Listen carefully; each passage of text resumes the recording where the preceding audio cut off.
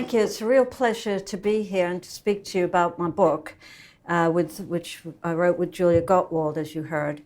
I'm just going to tell you a little bit about how I got into this area, because I started really getting into the area of neuroethics some years ago. And it was really because a lot of my work is on measuring cognitive function, measuring cognition. And so understanding, the parts of the brain, the areas of the brain, and the neurotransmitters that neuromodulate attention, learning, memory, and planning.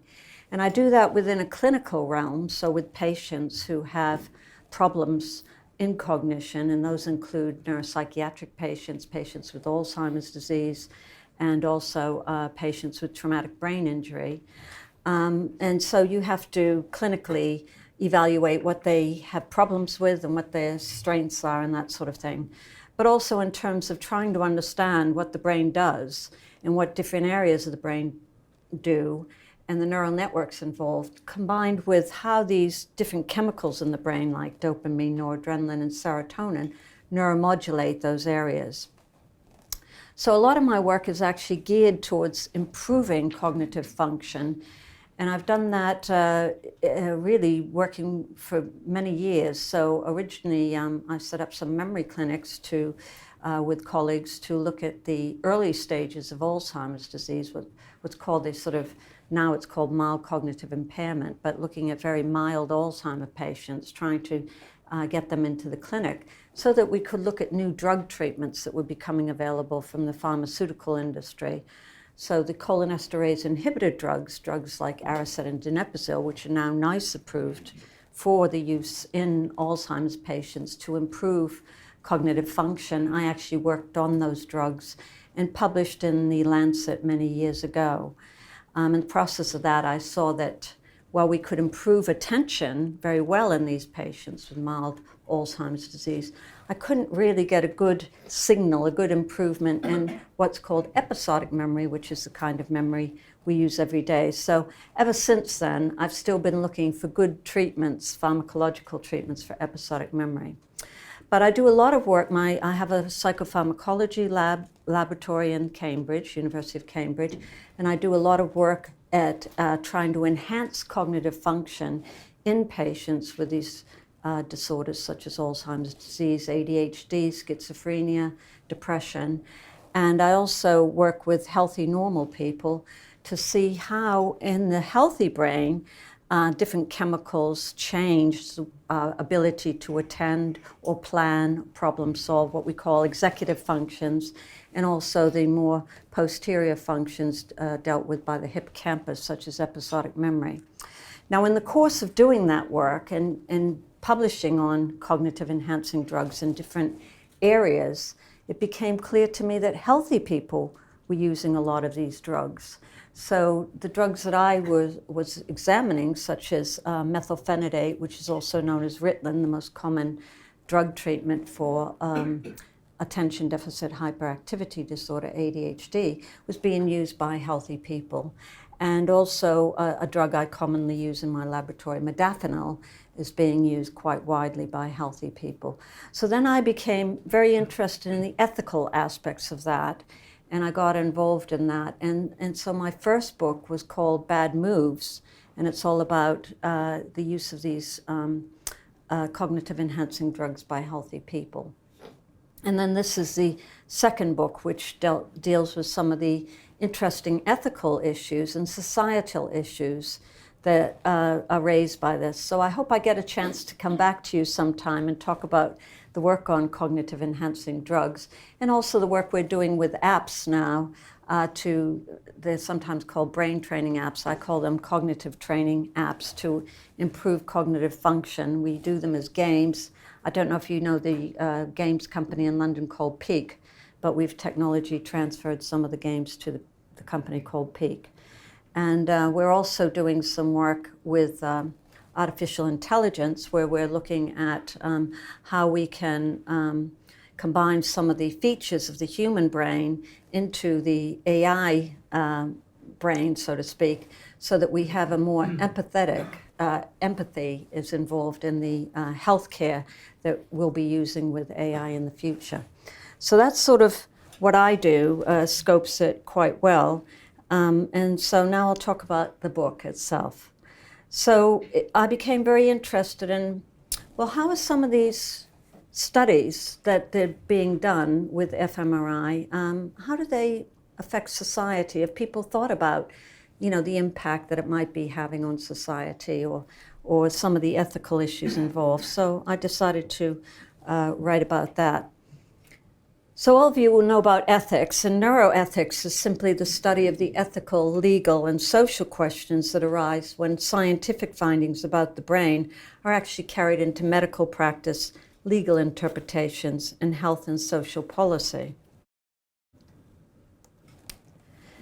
And basically, in the brain, I was asked one time to comment on a film where they seemed to suggest that we only use 10% of our brain, and I said, no, that's not true. We're using all of our brain all of the time, and even at night when we're sleeping, we're using our brain. Now, one thing that's very helpful is that fMRI is an indirect measure of neuronal activity because it measures blood flow. So essentially, the way it works is that when we're using a part of our brain, so when we're doing planning and problem solving, what we call the higher cognitive functions, executive functions, which involve frontal areas of the brain, the blood flows to that area of the brain. So we can actually detect that in the scanner. And then again, we talked about episodic memory, which is your everyday sort of memory. It's kind of trying to remember where you left your car in a multi-story car park when you parked it there several hours ago, or trying to remember where you left your mobile phone in the house. That's episodic memory. And we can see that there's activation in areas like the hippocampus when we ask people to do these memory tasks. So it's a great way to be able to interrogate the systems in the brain that are active when we're doing particular cognitive functions. And so as you know, MRI, we just get a sort of snapshot of the brain, and then we superimpose these blood flow images onto that, so we can see both structure and function when we're doing these studies. And that's really how it all works. And I think we don't think, too much about what an amazing invention all this is, because before we couldn't really look at the brain in great detail, and to find out about the brain, we had to get patients who had brain damage in different areas due to like tumors which were removed, or car accidents or whatever, they had damage, and we had to infer what that bit of the brain did from what they couldn't do anymore. But now we have these amazing ways just to see in a healthy, normal person lying in a scanner, when we ask them to do a task, which areas of the brain are involved in that task. So it's really a marvelous invention. And it's funny because I'm sure you've seen all these beautiful pictures of the brain and they're done so nicely now. You can see the connections and everything else, and then beautiful colors.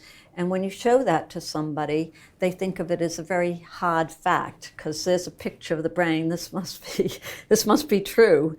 But what we don't realize is all the sort of maths and the sort of analysis that goes into that, and that can be, we can actually change that by depending on where we want to threshold things or manipulate things, so that it isn't quite so hard and fast as some people think. And just even trying to make sure you can replicate something, or you can compare scanners. So if you want to do studies with multiple people in different sites, you have to actually make sure the scanners are all aligned properly, and that's quite a job to do. So I think people need to be a bit more skeptical about some of this, especially the general public. And the other thing is that there's an association between what you see in the image and what maybe the behavior is. So we can't say that it's this in the brain has caused this. It's just a relationship. So an example might be if somebody's manic and they're doing a lot of active things and rushing around, is the change that we see in the brain, which is different maybe from a healthy brain, somebody who doesn't have any mania, is that caused by the running around, or is it the brain causes the running around? So we can't tell which is the cause and which is the effect. It's just an association, a relationship between the two, and that's important too. So I just picked out a few of the kind of interesting studies to go through, just to talk about some of the ethical and sort of societal issues that might come up in thinking about some of these studies. But there are many others presented in the book. And I'll talk about reading intentions, which is quite interesting. And the unconscious racial biases. There's been a lot about unconscious biases recently in the news. And we'll also talk about some of the use in forensic and in neuromarketing.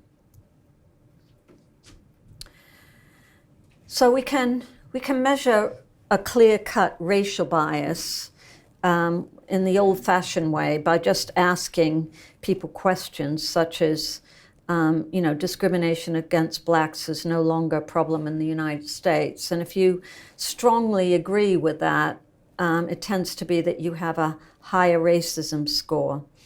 And so there's the clear-cut racial biases that we might see in some groups, and that can be measured this way. But the trouble is, of course, that this requires that you give a subjective answer to the questions. And of course, it's very easy for you to lie if you're doing something where you think it might not be socially appropriate or politically correct to answer in the way that you believe. So these can be very easily manipulated. So these are just sort of straightforward conscious racial biases when you're asking questions like this. In an interesting study by Liz Phelps, she looked at the conscious racial biases through that method, and she also looked at implicit racial biases through two methods. And one was putting people in a fMRI scanner and measuring their reaction to white and black faces. And to hide the purpose behind the study, what she did was ask them to, she's going to ask them to remember whether they've seen the face before or not. So she didn't say, focus on the fact that these are white and black faces. She just said, I want you to remember whether you've seen this face before or not. And they were white people lying in the scanner.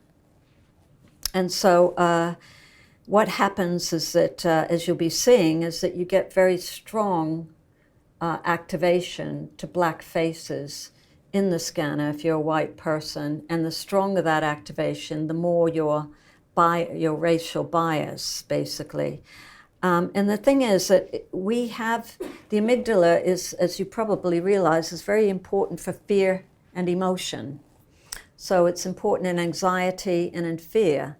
And so it comes with, when we consider in-groups and out-groups, if somebody's in the out-group, then the activation to the amygdala will be stronger. Now, the other way she did it was looking to see how long it took you to classify words. Some of them were positive, like wonderful, and some of them were negative, like horrible. And you could either classify them as a good word, and that was associated with sort of white and good, or you could classify them differently, and that was that black was associated with good and wonderful. So you were told to classify them as quickly as possible. Now, if you could classify them just as well, whether it was white and good or black and good, then you wouldn't have any bias at all. But if you were slower to classify with the black and good, that indicates an implicit bias. Now, these are unconscious biases, and we all have them. I mean, it's not just race that you can have a bias to, but you can have a bias to gender or something else, that you just feel that is that way. And of course, as educated people, we try to overcome our biases, and we can usually act on them and educate ourselves and try to change the way that we think about something. But if you don't know about the bias, if it's implicit, it's harder to do, of course. So it's quite useful to be aware of biases that we have so we can try to improve ourselves as people and in society.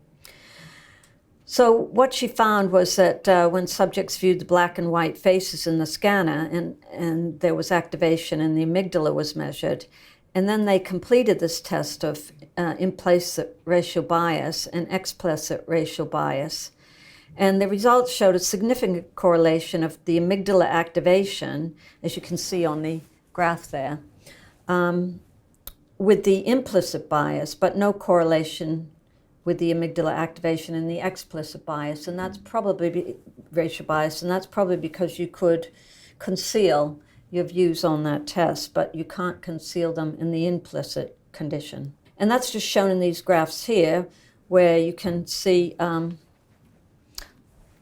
the left-hand side, you've got the explicit bias, but here on the right-hand side you have the implicit bias, and it's directly related to the activation in the amygdala. So the question is, what do we do about these implicit racial biases? I mean, is it important that we know about them? So, maybe judges or people who come in trials, if they're, have these biases, should they be allowed to judge people and so forth? So what should we do as a group about these biases? Should we just train for them? I know at the University of Cambridge we do have training on racial bias, and maybe that's one of the useful ways forward for this. So this is a study by Gannis, and it's quite interesting, and it talks about lying. And so they had the truths condition, and they had the spontaneous lying condition, and then they had the memorized lying condition. And in the memorized lying condition, you were sort of given a lie. In the spontaneous one, you generated your own lie. And in the truth, you told the truth. And they asked things about what did you do for during the summer, or where did you where were you born, or where did you grow up? So there were sort of definite facts that you could have, and you were asked to sometimes tell the truth, sometimes give a spontaneous lie, and sometimes give a memorized scenarios. Now, interestingly, your brain doesn't have to work as hard if you're telling the truth. So it seems that it's a more natural thing to out with what the truth is. And part of this is that you can imagine that if you have to either give a spontaneous lie or a memorized lie, you first have to inhibit the truth and then tell the lie. So it's a little bit more difficult. And we know that front part of the brain is often involved in trying to inhibit and exert what we call top-down cognitive control over our emotions or what we're going to do, our actions. And so we have to do that first before we come out with it. And interestingly, there's been studies where they've looked at lying across the lifespan, and it seems that sort of people in their sort of older, sort of young adults and middle-aged people are much better at lying than our children or very older adults. And again, this is probably because in children, you probably know that frontal lobe development, our brains don't fully develop till age 24, 25 years of age. And in women, it's about 3 years earlier. But that development, the frontal part of the brain, the frontal lobes, are the last area of the brain to develop. So it may well be that we haven't got that ability as easily to inhibit the truth and then tell a lie.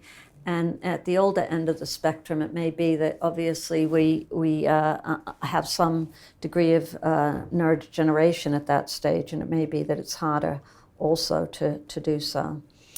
So anyway, what was found is that you can see the different activations here for the different conditions, 3 different conditions that are shown. And the sort of ventral medial prefrontal cortex is activated during the lies, and it seems that you can even tell a little bit the difference between the spontaneous lie and the memorized lie, although for the most part they show similar activations, but in a couple of areas of the brain they're slightly different, like frontal pole BA10.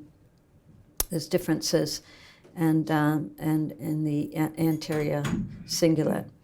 So we can see some differences, but the truth looks very different from the lying condition. So it may be that we can obviously, and companies are starting to use these procedures for telling whether or not somebody's lying. So you can imagine that perhaps, in future you'll put your partner in a scanner and ask, does he really love me? Or has he has he gone out with somebody else or something like that? And we'll be able to tell this, or whether you're telling the truth in court and so forth.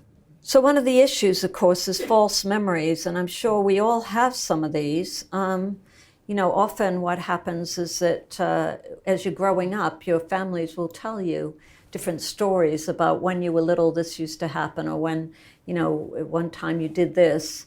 And you incorporate that as a memory sometimes if you're told it enough or you hear it enough, and you almost believe that it was something that you have as a memory, but it's actually been put into your mind, so to speak, because you've heard about it so much that you begin to believe that this is what went on and this is your memory. So it's possible that people can have false memories, and we know that if you go to a scene of a crime and you ask a number of people about what's happened, particularly because that's often an emotional memory and people's emotions are very high and they're obviously in a state of stress, you'll get different answers about what actually went on, and they won't always accord with each other as to exactly what went first, what went second, who did what. So it's possible that we could find out that people we're picking up memories that aren't actually there. Now, some of you will know the moral dilemma, the trolley problem, because it's quite a famous one, and so I'll just ask you about it. So on the left-hand side, you can see that there's a person there. Imagine it's you with the lever, and the trolley's coming down the track, and it's out of control. And it can either smash into these 5 people, or you can flick that lever, and it will turn onto the other track and hit that other person. So how many in the audience would flick the lever in order to yeah. Well, usually it's almost 100%, but this group seems conflicted. So that's very interesting. I'll have to ask afterwards about this and why. So usually most people will say that they would do that because they would save 5 lives at the expense of 1 life. Now, in this problem over on the right-hand side, you have a rather large person standing on a bridge, and you've got the 5 people there, and you can either let the 5 people die with this trolley whizzing out of control, or you can push this person off the bridge into the track to stop the trolley. So under those conditions, how many people are going to give a shove to this? Yeah, so, okay. So rationally, it is still the right thing to do because you're saving 5 lives at the expense of 1 life. But very few people will say that they would do that because it requires an active action on your part to actually push this person yourself onto the bridge. So most people won't do that. And it's very interesting because drugs will sometimes alter what people will do under these conditions. Serotonin, the SSRIs, like drugs like Prozac, tend to be pro-moral drugs or pro-considering other people's empathy type drugs. So they sometimes can alter this type of behavior in people. So I'll talk about a study of neurocorrelates of morality. And here you can see some slides. You're lying in a scanner, imagine, and these slides are coming up at you. And some of them, some of them are neutral. I haven't shown a neutral one, but it might just be a scene of something. And some of them are they're both unpleasant, these ones, as you can see. But this one has a moral connotation because there's a knife being held to this throat of this lady. And the other one has no moral connotation because it's just a really scary dog. And so you're looking at these. And we know that neurocorrelates of morality are often associated actually with the pro-social areas of the brain. And those include the TPJ, as it's listed up there, which is the temporal-parietal junction, and also the ventral medial prefrontal cortex.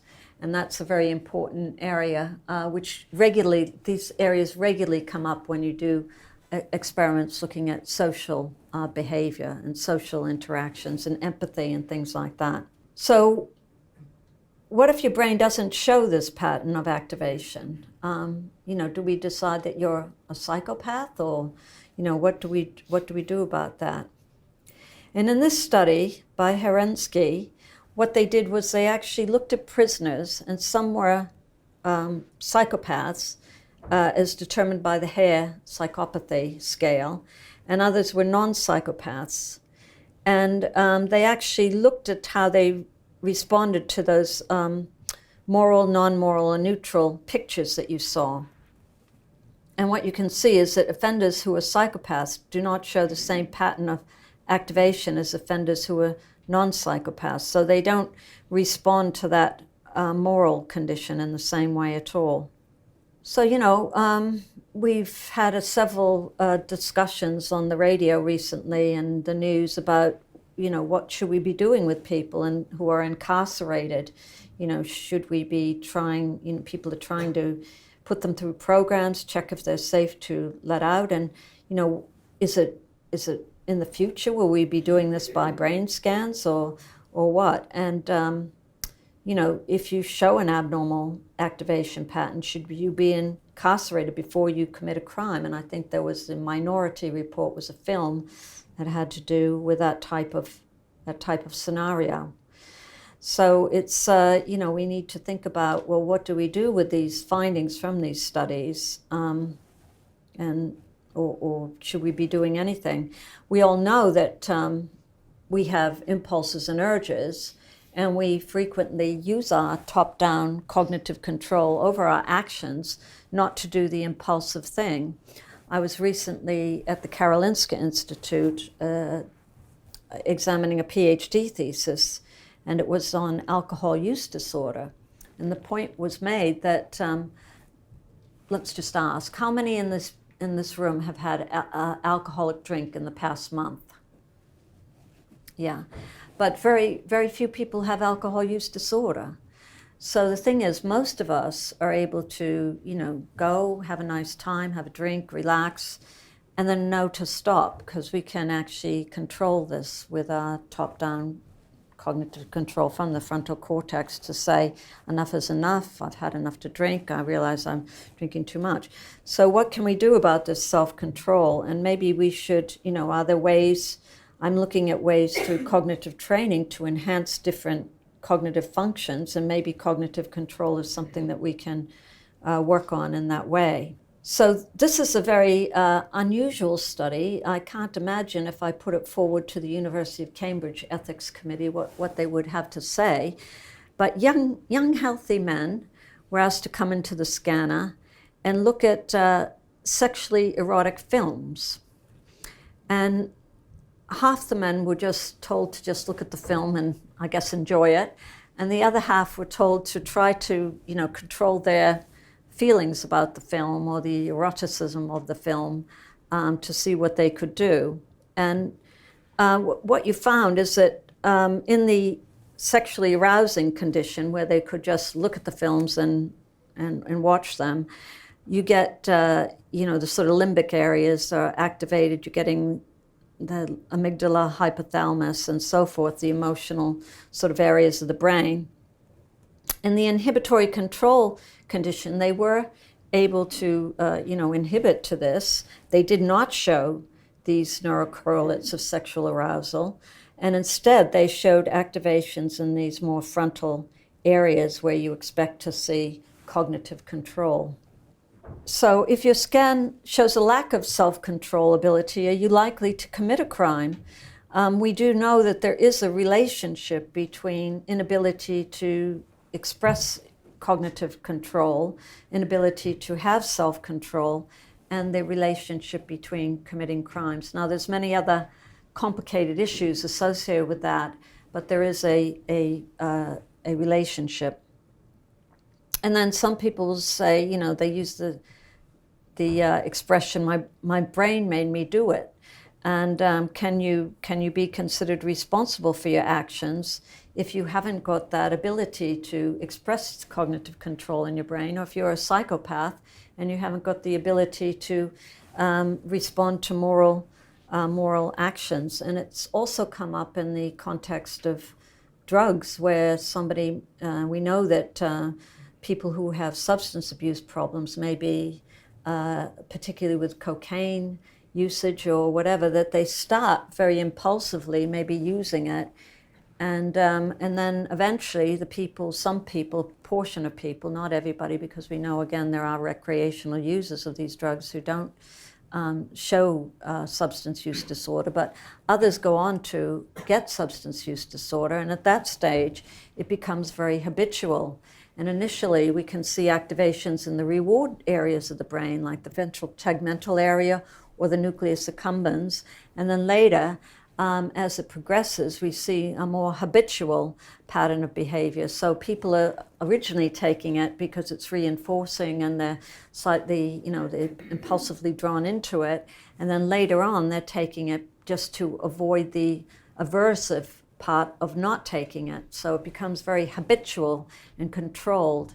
And so we know that areas such as the caudate are involved in that, whereas when we're doing goal-oriented or goal-directed behavior, that's more, again, associated with frontal lobe function.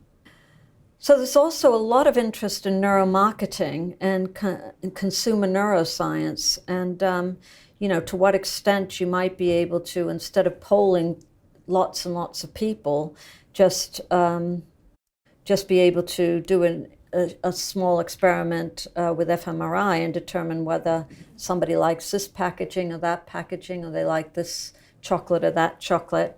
And it might be a lot cheaper and easier just to do small neuroimaging studies rather than large marketing studies. And of course, obviously now people can tell online what people are searching for and looking at, so it's a lot easier to get out the information about what people might want to buy. So the idea is, can it be used for, for product or evaluation of the finished product or marketing strategy? And there's this very interesting study by Kuhn where they had 6 ads and they tested them with 18 women in an fMRI scan study. And then afterwards, they looked at these 60,000 shoppers who were recorded what they actually purchased. So this is a really interesting and clever study, because they did the scanning to find out what people liked in the scanner, and then they actually monitored what all these shoppers bought so they could see how well it related to each other.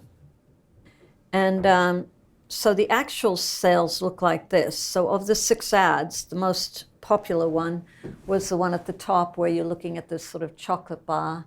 And then the second most popular was this lady who seems to be very excited about the chocolate bar.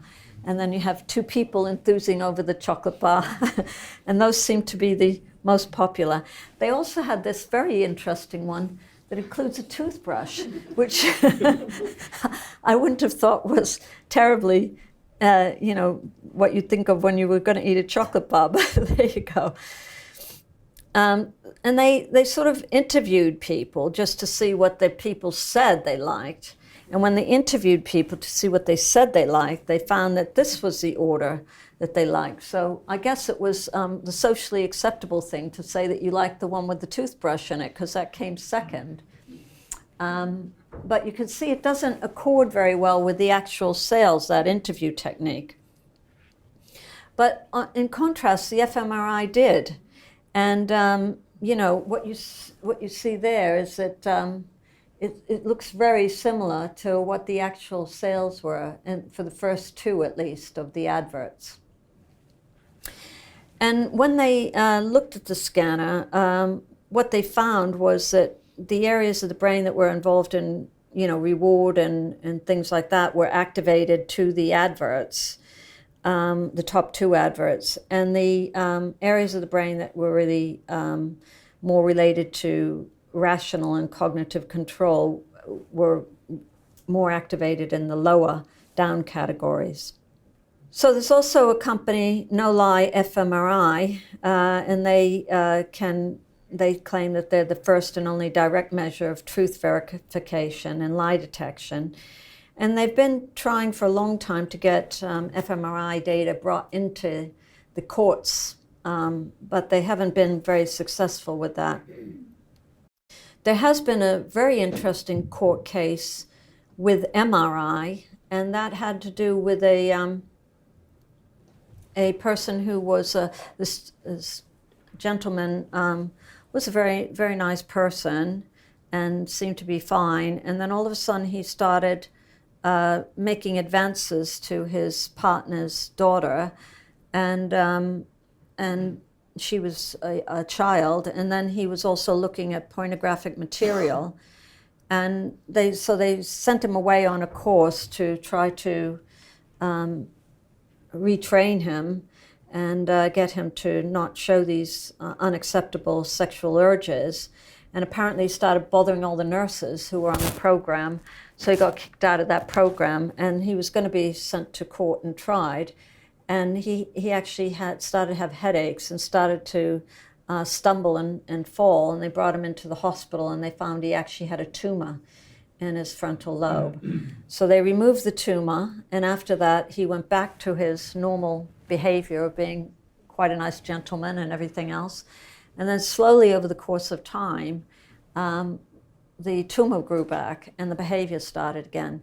So they could actually show that the behavior was more or less directly linked to the tumor growth in that case, and that has been used, but really fMRI has not been used yet, although it might be used in the future to mitigate problems, mitigate the jail sentence or something like that.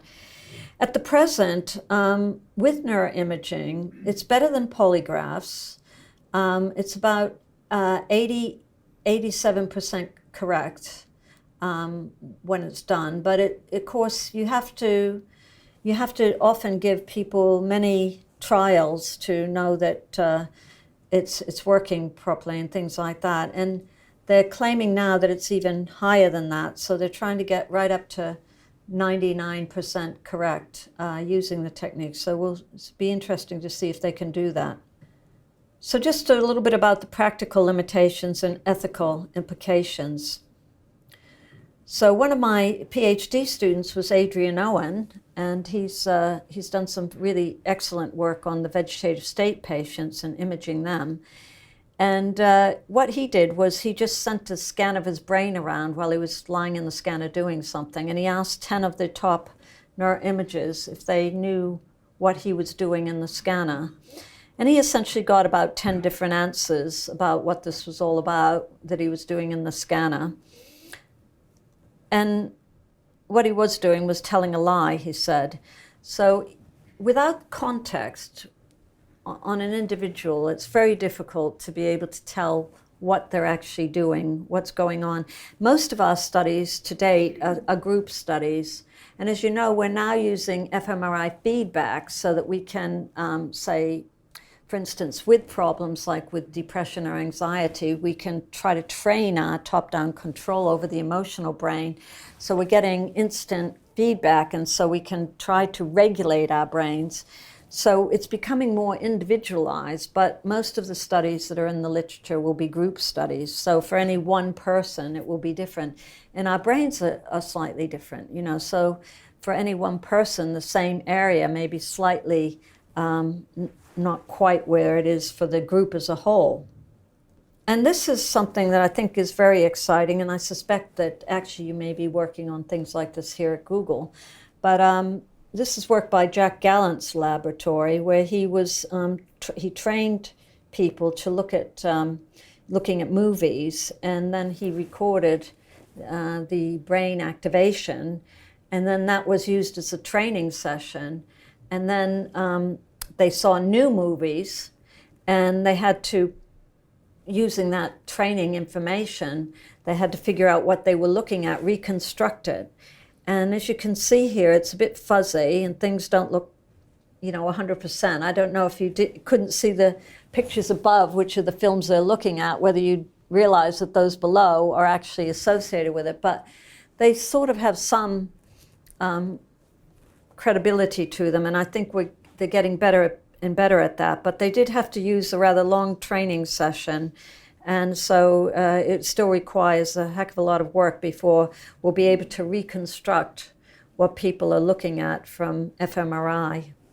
And this was a very early study by John Dylan Hines, and a very exciting one at the time, because although it doesn't sound like the stuff of movies or films, it was trying to decode what somebody was intending to do before they did the action. So that was rather interesting. So it was a very simple and elegant design where you had people lying in the scanner, and he gave them some numbers, 2 numbers, and then they had a time period where they could decide, am I going to add these 2 numbers or am I going to subtract them? And then when the response opportunity came up, there were 4 opportunities. One was if you added them, that's the answer you get. One was if you subtracted them, that's the answer you get. And then there were 2 that were incorrect, but not too far away from the correct answers. So during that delay between the response and the task stimuli, you could actually measure and record what people were intending to do. And of course, it was very, the media was very interested in this when it first came out, because the idea that you could eavesdrop on thoughts or figure out somebody's intention in advance before they made a response was very exciting, and still is actually. Although the adding and subtracting isn't too exciting. But again, this required that areas like in the frontal lobes were very much involved in this. Ventral medial prefrontal cortex was a key area for this type of activity. But you could all actually see whether somebody was going to subtract or add. So as I said, one of the limitations in most of the studies are group studies, so for any individual it might not hold, and that you have to interpret scans within a context usually. And so it's not really visual proof. They are associations, and they're just snapshots of the what's going on. And we're getting more and more elaborate equipment. So when I first started doing neuroimaging studies, we had 1.5 Tesla magnets in the scanners. Now, and then we got 3 Tesla magnets, and most of my research was probably done on the 3 Tesla. And now we have 7 Teslas. We're still struggling to do all the maths and physics associated with those. And there's also problems where you don't get particularly good images in the orbital frontal cortex, which is a very important area because of the bones and things by the eyes and whatnot. So there's a lot of work that needs to be done to sort of be able to work with those. But it's also raising questions because issues to do with, you often ask healthy people, come in the scan and do this task. And of course they are healthy and they think they're healthy and they get in the scanner. And then you might see, and what they call unintentional consequence, you might see that they actually have some difference in their brain, some problem with their brain. And usually that's catered for by when they sign ethical approval to be in the study. They're usually told that if there's anything of significance that the radiographer finds, that they will inform your GP. So there's usually a procedure for that that can be dealt with. But when we're getting up to these 7T magnets, they're quite exciting in many ways because multi-infarct dementia has to do with just like little mini strokes in the brain. And they were very hard to see on a 1.5 machine. They were clear on the 3 machine, but on a 7, they're going to be very, very clear. So just even figuring out, well, when are these mini strokes of a nature that somebody might have multi-infarct dementia, and when is it just the normal aging process, will be quite something to determine. And we can only do that really with large normative samples. So there's lots of interesting issues that will be coming up. And we're now using very large databases and very elaborate computational methodology to analyze the combination of genetic data with neuroimaging data, with phenotyping data of the person. And so that will all be very exciting. Where I'm involved in a study now with the Medical Research Council funded deep and frequent phenotyping study, and it's the largest study of looking at biomarkers for people who have memory problems and they're elderly, and tracking them and following them up until the point where some of them will be developing Alzheimer's disease. And the CANTAB test, which I've co-invented, will be used in that study. But it's just very interesting because we'll have these very large data sets, which will include data from PET imaging, MEG imaging, fMRI imaging, MRI imaging, lumbar puncture, and everything else. And we'll have to put all this together. So there's a real need for more work with these large-scale computational databases that we'll be combining. So finally, some people have been very concerned about DARPA and the experiments that they do in America, and they're worried that they're going to want to monitor everybody, and part of which they're probably already doing. As far as cognitive enhancing drugs go, even in World War II, they were using amphetamines for people who were flying planes and things like that to keep them awake and alert at night, and now they're using other drugs like Ritalin or modafinil. So they also have interests in whether or not you can determine what somebody's going to do in advance, whether you can tell their intention from these techniques. So the question is, should we attempt to predict behavior, and what impact will this have on our legal system in the future? Will we be bringing in fMRI studies into the courtrooms, or will we be just using them to mitigate and say, well, this person doesn't have very good self-control, so that it needs to be worked on, but obviously they did commit this crime, so they have to account for that. And then what is the risk and benefit of these technologies? Who should have access to them? A lot of the companies don't really have any regulatory control in terms of the ethical studies that they do. Whereas if I do a study at the University of Cambridge, I have to go through an extensive procedure where it has to be approved by an ethical committee before I can do the experiment, and they check everything from the consent forms to what the study is and everything else. So we need to think a little bit about that.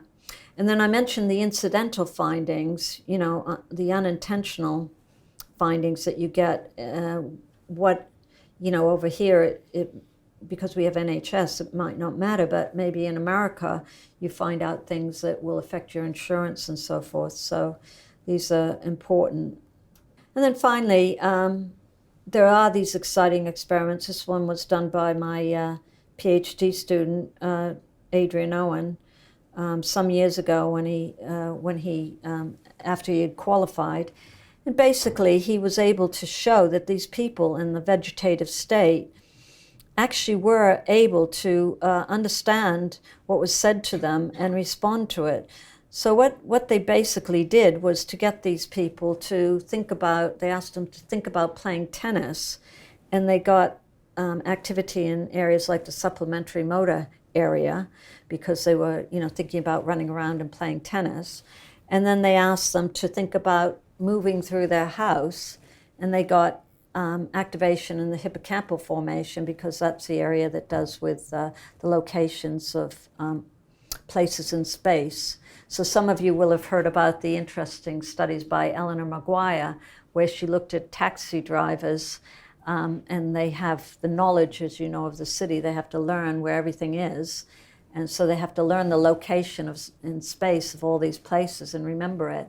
And she actually demonstrated that the volume of the hippocampus was greater depending on the years that you were a taxi driver.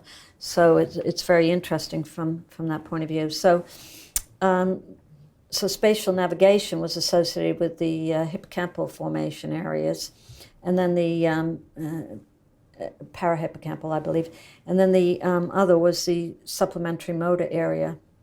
And more recently, they've been trying to use similar techniques, not the same, but to look at brain-computer interfaces and to be able to ask these locked-in patients yes and no questions. And they were able to find bimodal differences, but it was only at about 70%. So I guess 50% would have been chance. So it wasn't as perfect as you'd like, but it was one way to sort of start to get them to they trained them on a lot of yes and no questions, and then they could ask them new questions that had to do with yes and no and figure out whether they were accurate. So these techniques are very powerful, and they may allow us to communicate with people that otherwise in the hospital we wouldn't be able to communicate with. So I kind of want to finish off in an upbeat way with 5 ways to mental well-being.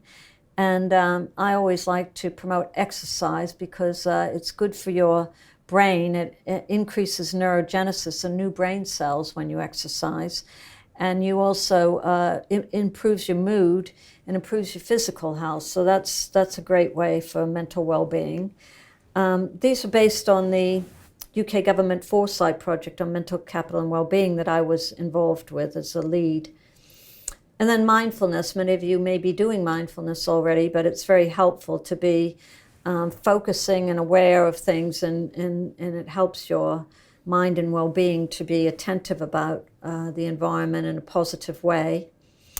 And then keep learning. Education also is extremely good for us. It increases our cognitive reserve. So if anything does happen to you later in life, you'll respond better than other people. It instills resilience, essentially. And then connect. Social communication is very important, to have social support systems. And then I wanted to get to this last one. This is, by the way, is the UK government foresight project on mental capital and well-being from the Nature paper, Beddington et al., which I was involved in.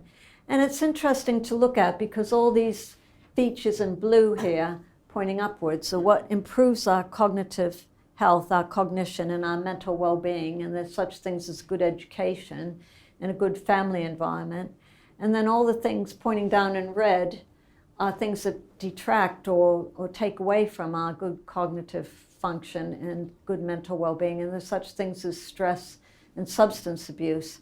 And we took a lifespan approach to that.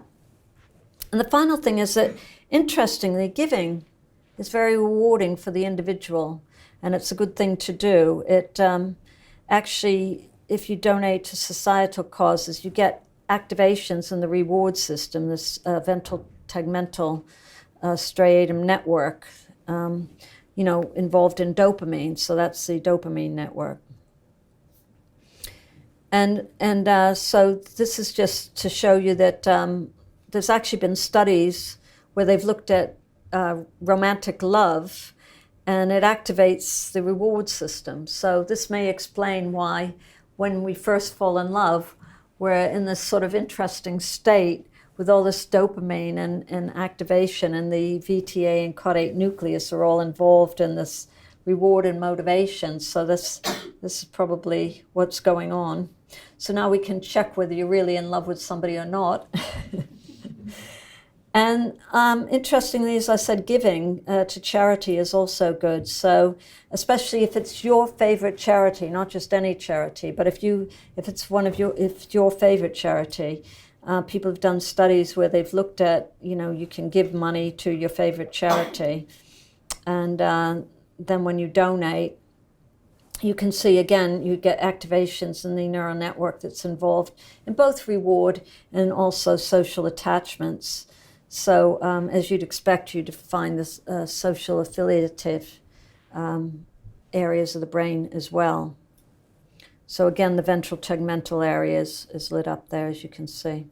So really, just to conclude, I mean, we're really lucky, and it's very exciting to have this new technology, and we're able to do more and more. And now we're able to combine using some of these machines with actually identifying neurotransmitter systems and being able to work with them and find out how they might alter our thinking, but also in terms of targets for new drugs for treatments for mental health are also very beneficial. So they're going to be fantastic in helping us to both understand the healthy brain and also for understanding what goes wrong when people have a psychiatric disorder or neurological disorder and their brain is affected. But I think it's important that we keep discussing the implications of these studies so that we know how they affect ethical issues and also how they affect our society. So thank you very much. And I hope I get another chance to come back and talk about some of the other work that I do on cognitive enhancement using apps and drugs. Thank you.